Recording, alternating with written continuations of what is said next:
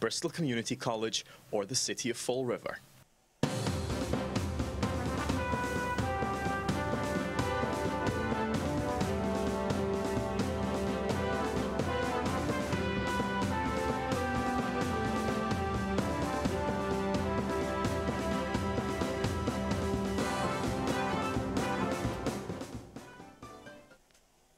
Spindle City Straight Talk. I'm Chip. And I'm CJ. And it's hump day.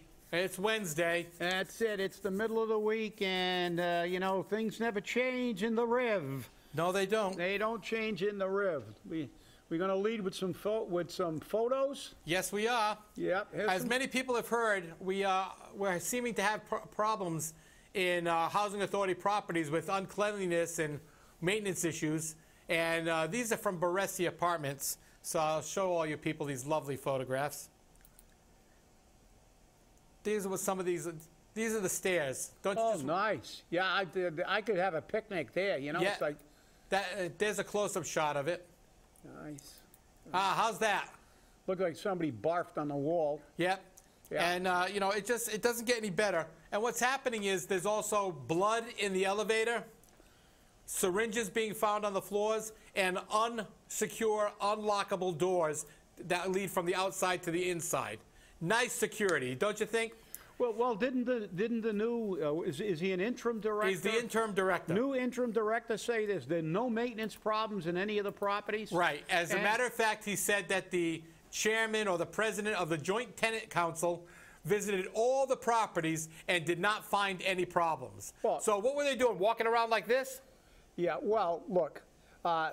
You know, again, government rears its ugly head. Let's look at who's on the board. All the mayor's cronies, and when they do meet, what do they talk about? We're gonna we're gonna hire this guy, and then at the last minute they don't hire him. The agendas for their meetings are posted on the city website.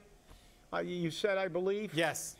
So let's look at those agendas and let's see if there's been any discussion. Obviously, there's been no discussion on maintenance or any problems with security, in spite of the fact that there are. And remember, pictures don't lie. And here's two of the people that are on this board: Mary Sahadi, yeah, and the fire union president. Yeah. Who's holding signs for the mayor? Who's holding signs for the mayor? Who's the mayor's water carrier? And of course, Mary Sahadi, another job she's gotten. You know, she's been on that board for years. She's going to parlay that. She's been on that board for 20 years or better.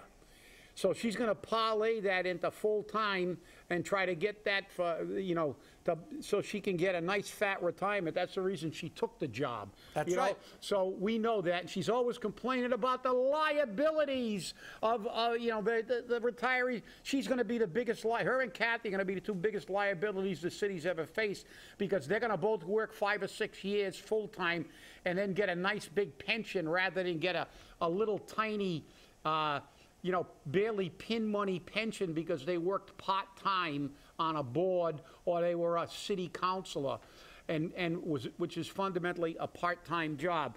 So guess what? You know, here it is again. Government not doing their job. Maintenance. Have we heard this story before? Every city building, every city property. Building, and now the housing authority buildings, who are technically federal, but of course, we know how the board is structured. We know the politics involved. And again, what does the city do? Deny, deny, deny. Then there'll be a catastrophe, or something like this will rear its ugly head. Will they bring the people in charge of ensuring that these buildings are secure and clean for the elderly population that lives there for the most part, and handicapped and elderly? No. They're not going to hold anybody accountable. What they're going to do is probably give everybody a pay raise, and nobody's going to get any kind of repercussions for not doing their job. Or cut them a deal where they get an extra year in their pension. Yeah, get an extra year of pay without showing up. If you promise not to show up to work, we're going to pay you for a year. That's right. And you know, that is in the works. And you know, this will be dealt at a later time, but it will become an issue. I can guarantee it. Well, it's already an issue. I mean, this morning driving in from I could hear on WSAR nothing but complaints. Everybody was complaining about it, and everyone was blaming them, saying these maintenance guys are sitting back, not doing anything, collecting a paycheck. Yeah, but then again, how about their supervisors? How about the board? People toured these and saw nothing. Well, you better have their eyesight checked, or they're not being. What did they tour? The office, and where they had champagne and caviar. I just got a message. What? Just walked all 11 floors at Baressi. The floors are now clean. All the trash rooms are empty. Entrance and common areas are now fine. Oh, yeah, because it never happened. Right, now it never happened. No, it never happened. Yeah, well, guess what? But that doesn't mention about the doors that don't lock, so, you know, True. Those may not still be locking. I hope I hope the individual checks the doors too. Yeah, so do I. I'm sure as soon as this broke and it was a picture in the newspaper, there were panic calls going out all over from the Housing Authority Board and get the place cleaned up. Get the place cleaned up. Well, okay. It was worse than the Herald News. It went on Facebook. Yeah, and I'll tell you what, you know, I'm not a forensic scientist, but that barf looked like it had been there for a while. Yeah, and there was complaints of blood in the elevator. Blood in the elevator. Syringes. I mean, again. And then they started blaming the tenants. Some of the people started blaming the tenants, saying these people are pigs anyways. They said they're urinating on the floor. They're defecating in the elevator. I mean, I can see some old lady now just dropping her drawers. Yeah. And taking a dump in the elevator. Well, you know, I hate to say it, but the reality is, and it's the reality, if that was true, which I'm betting it isn't, and I'm a betting man, if it was true, it does not relieve them of the burden of cleaning the place up. That's right. That's what they're being paid to do. It doesn't relieve them of the burden to making this building secure for the elderly and the handicapped. You know, you may say, well, okay, well, in that case, rather than blaming everybody, find out who's defecating in the elevators and evict them. You know, don't condemn the entire population of that building because somebody is not clean enough, or find out. But there's no reason for that. That is supposed to be daily maintenance. You have maintenance crews, or at least they did, that are there every day. Their job is to clean the stairwells, to make sure that the building is in some semblance of repair, and it's not being done. But again, what's the moral to this story? Fire stations are in disrepair, police stations in disrepair, every public building in disrepair, school buildings falling apart. We had to get a debt exclusion, which we didn't need, and we've proven it, to add to your taxes. So what's the common theme here? The common theme is that the city does not do its job in maintenance, hasn't done it in years, because this is not something new. We've seen buildings falling apart when they have maintenance budgets. They're bound by ordinances to maintain the building. That city ordinance, I believe, still exists, that says that the department, at the time, Department of Public Works, now the Department of Community Maintenance, is responsible for the maintenance of all buildings in the city of Fall River. And the school department's got their own maintenance division, yet there's no maintenance. Does anybody go back and try to take their pay away from them? Did they forfeit their pay for not doing their job? Did they get censured? Did they get a reprimand or anything for this? No.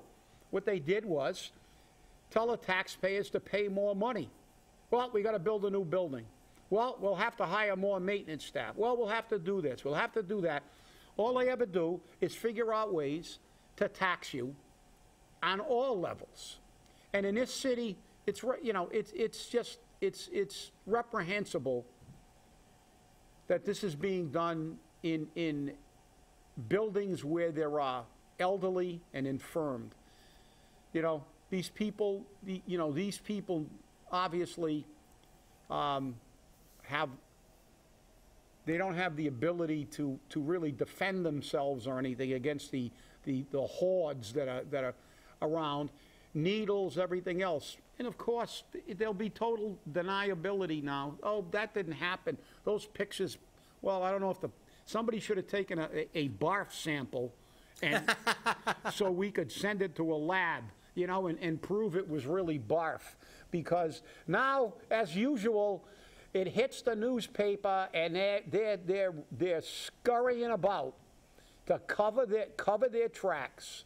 And they'll deny, and then the now legendary words of Terry Sullivan, who used that tactic so many times. Keep your mouth shut, keep your head down, and it'll blow over. In a few weeks, they'll forget all about it. And let's see if the people of Fall River forget about their incompetency, their inability to do anything. Let's see if they continue to elect people to positions and allow people to be appointed to boards that are going to do nothing but kiss political butt and not do their job. Let's see how long this has to take it till finally somebody's grandmother or mother has to suffer the consequences of this community not living up to its obligation to give people essential services and an essential level of safety. That should be a priority, because contrary to what they're trying to convince you, it is not your job to pay more taxes every year for what they want to spend it on. Government's job is to provide you with a safe environment. The rest of the stuff is window dressing. It should be optional. We shouldn't be getting jobs for everybody's friends. What does that preamble say? You know, the preamble basically says that, and to our Constitution. And we won't go over it again, even though I kind of know it by heart. I think we all know it by heart. But, you know, that's the biggest problem we have. There's no accountability anywhere in this government. And again, quoting somebody who used to advocate for things in Fall River all the time, including the fact that he said Fall River wasn't corrupt, now turns around and says that Fall River is the most corrupt city in the Commonwealth. That's also the most dangerous. So, hey, yeah, look, now we got two. Let's go for the trifecta. Might as well go for the trifecta, oh, right? No, we do already have that. We lead the state in overdoses. That's right. So we're all set. Yeah, we got the trifecta. We got the trifecta. That's it. Can't do any better. And so are you ready for what your house did? The Massachusetts house? Oh, yeah. Well, again, this is just like people. Pay attention. This is all a common theme. We talk about this lack of accountability and taxing you to death. So what did our House do, CJ? They decided to tax health care. 8.75%. It's now in a committee to balance it out, to find somewhere in the middle between the House and the Senate. So your state representative, Alan Sylvia, your state representative, Carol Fiola, your state representative, Paul Schmidt, all turned around and said, yeah, let's tax health care. After they gave themselves a pay raise. After they gave themselves a pay raise, of course. So now if you have to go to a Minute Clinic, a same-day surgery center, an urgent care center, that's going to be 8.75% added to that bill. Yeah, and you know why? You know, call me a conspiracy theorist, because I am, probably, if you want to, definitely. I see a massive conspiracy here with the big money boards of directors of hospitals and places like this. Minute clinics, they don't run to the emergency room or run to the hospital.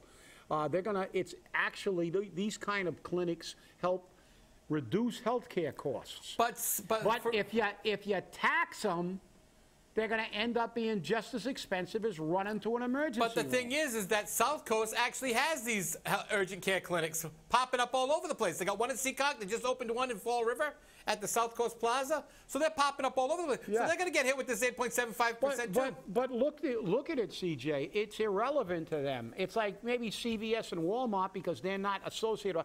Those hospitals, the people that continue to go to the Minute Clinic, they'll get that and they'll absorb, they'll transfer that 8.75 into or whatever they arrive at. That will be factored into the cost to the patient.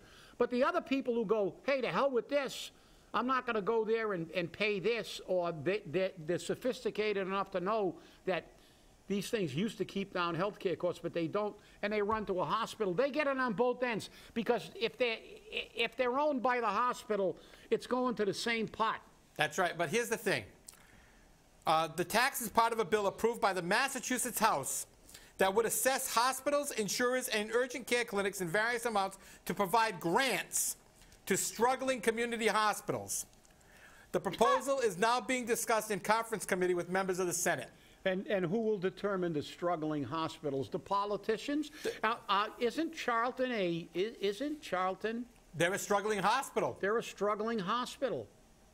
So there you go. I mean, they're not going to, why isn't Charlton complaining? Because they're going to get money. Right. Now, here's the thing. They hit the lottery. So the Convenient Care Association, a national lobbying group representing retail clinics and urgent care companies, have joined Massachusetts business groups Commonwealth's healthcare access problems and make healthcare services more costly by adding millions of dollars in new expenses to be borne by consumers, walk-in health clinics, and employers and payers. Yeah, but let's face it, CJ. What do our state reps care? They don't give a damn. Well, somebody's got to pay for the pay raise. They will get their contributions from their people who are going to benefit from this. They will screw up their health care because they don't care. Any kind of extra cost in their health care, they're going to take care of themselves anyway. They'll give themselves another increase in their stipends, their pay raises. They'll manipulate their health care system to their own benefit like they do in Congress. They don't care. They don't live in the same world. That's what the people don't fail to understand. They fail to understand why hasn't health care been fixed in this country? Why? Easy. Because the Congress and the federal government don't care. They have a no-cost health care system that's one of the best systems in the world. And they have it for life. For life. Why do you have any incentive to fix a health care system when you've got great health care? It doesn't bother you. Doesn't bother you that this health care system in this country is in a shambles. It's an absolute disaster. What are we, we're 47th in infant mortality. We have third world countries with lower infant mortality rates than we do.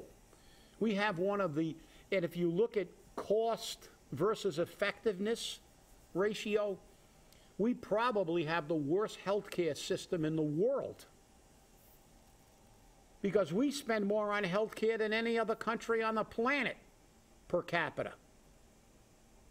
Yet we don't rank number one in anything. Yeah, we got great hospitals. If you go to Mass General, if you go to any of the Boston hospitals, you go to the Mayo Clinic, or you go to Sloan Kettering, or these hospitals, pay 3 times as much to go to Boston, even if you have health care. As a matter of fact, if you do have health care, it's even worse, because they tier the hospitals. When you want quality health care, you have to pay more. You have to pay, and they're tricky because the way they tier them, they go tier 1, 2, 3. Yep. The average person would say tier 1's the best because, you know, number one, you're number one. It's just the opposite. Tier 1 are the garbage places. Tier 3 are the top. All Boston hospitals are tier 3. So instead of paying a $200 or $250 copay like you do at a tier 1 hospital, you're going to pay $750 out of your pocket just to walk through the door of a Boston hospital. Your life and your health care is being compromised by the people who run this country, this state, because they don't care about you. And local government. They're making it as difficult as possible for you to get quality health care. Even if it's available, they're going to make you pay more. Does a congressman pay more for quality health care? No. No. He doesn't pay anything. Doesn't pay anything, that's right. So, you know, if that doesn't irritate you, if that doesn't make you crazy and want to just, as, you know, we heard that and it's disappeared. Maybe Terry was right. Keep your head down, keep your mouth shut, it'll go away. What happened to that everybody was yelling a few months ago? Not in in the not too distant past, let's drain the swamp. Yep. Well, let's drain the swamp. But we're not draining the swamp. Nope. I just saw the other night on television how much Elizabeth Warren has raised.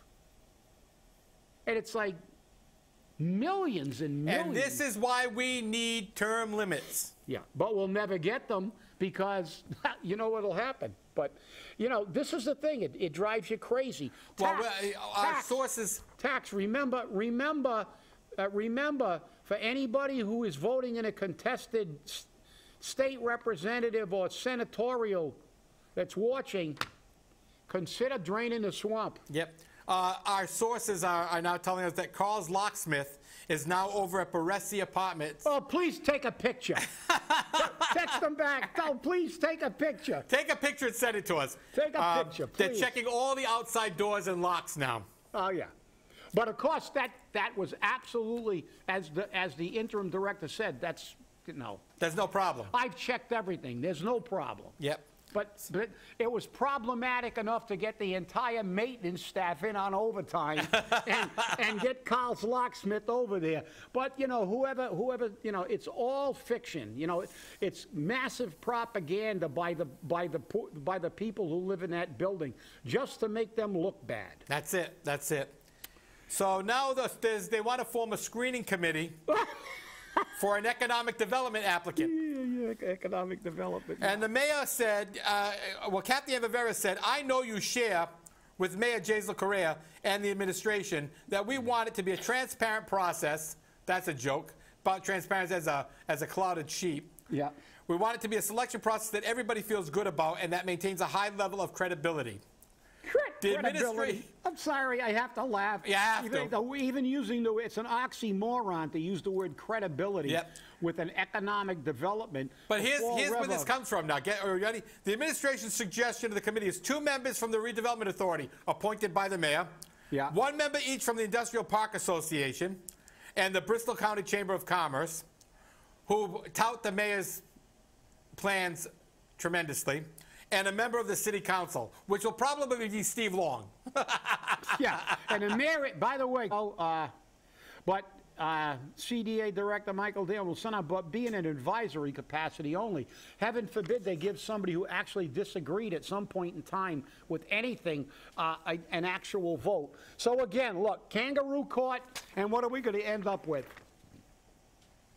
We're going to economically develop a city where we have absolutely a workforce that's totally untrained. And if you're trained, you're out of here. You know what gets me, and it's on every night, pay attention. I know it's politics, but it's true. We talked about that welding program almost a year ago, a year and a half ago, when they implemented it in Rhode Island about technical preparation. And we talked about Germany. But they got that commercial now for the incumbent governor, Raimondo. Some kid that said, when I graduated from high school, I didn't know what I wanted to do. I didn't have any skills and stuff. And now I just found out that Governor Raimondo started this training program, and it shows his little certificate of completion. But he's got a good job at Electric Boat.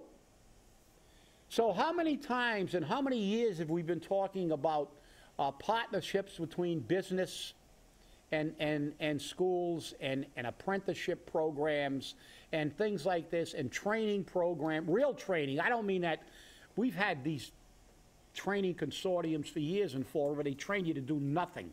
You know, many industrial places use welders a lot, and but the commercial just brings it home. Here's you know, they're doing stuff. We're going to develop a city that has It's the most dangerous city. Who's going to come here?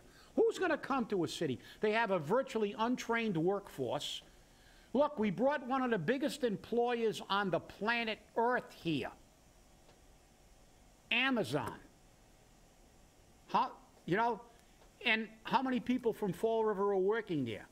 And in 4 or 5 years, there'll be virtually nobody working there anyway. Everything will be robots because they're also a predatory employer. They don't, it's not a great place to work anyway. So, I mean, this is all, look, political, again, politics, creating positions for their friends, and all these buzzwords, transparency. We want everything to be transparent. Yeah, of course you do. But we only got a few minutes. Let's get to Steve Long whining about his little attempt to impose more taxes on landlords because the city that because he doesn't represent the people. He represents a major metropolis. but the mayor and government he represents could not do the job of enforcement, so he tried to I'm very disappointed in you. I'm very disappointed that you even got in. I'll be perfectly frank.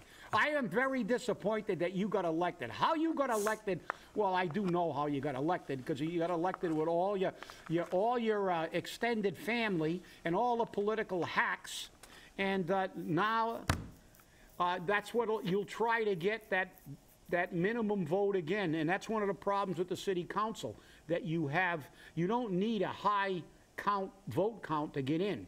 Yeah. Well, Long said Monday he didn't know why the silence from his colleagues to act on the proposed change. Because they knew the voters were going to crucify him. That's right. And you're going to be the next one to be crucified, we hope. Yeah. And it's like he doesn't know why there was a silence. Well, I guess people were listening. They must have got a whole bunch of phone calls. We talked about it at length. We're still talking about it. Because, again, as we run out of time, let's get back to the bottom line. What's the common theme? CVS Walgreens objects to proposed tax from our state level. Right. Our city council wanted to put a further fee imposed on people who own property. And they'll say, well, a lot of absentee landlords. Well, I didn't see an exemption in his thing for owner-occupied, but there wasn't. And there shouldn't be, because people who own property here, as long as they maintain it, there should be more issues about maintenance. And again, we see government not doing their job. We see what happened in the high-rises. You saw the picture as plural at the beginning of the show. Now we have our people, our fans, who we love, keeping us updated, in real time. We get the stuff as fast as the major outlets. I mean, who else would know that Carl's is there? Well, we get it as he's there. As he's there, exactly. And, we know that everything's been cleaned up, so it only lends more credence. So stay angry. We'll see you Friday. And remember, drain the swamp. Drain something, baby. See you on Friday, people.